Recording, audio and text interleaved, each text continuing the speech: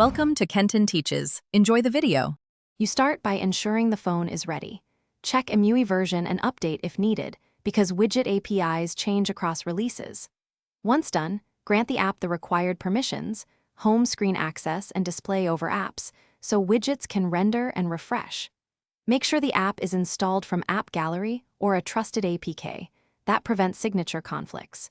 You should also free memory and disable aggressive battery optimization for the widget host, since EMUI may stop background updates otherwise.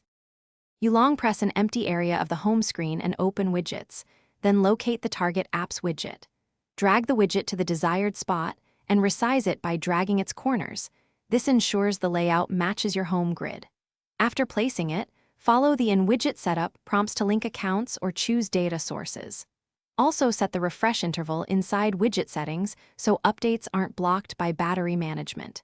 If the widget offers themes or complications, customize them now for clarity and efficiency. You finish by verifying the widget updates. Open the app to confirm data sync, then watch the widget for a full refresh cycle. If it doesn't appear or remains blank, restart the phone to reinitialize the launcher process. Next, make sure background process, limits, and battery optimizations are disabled for the app. Huawei often restricts background tasks.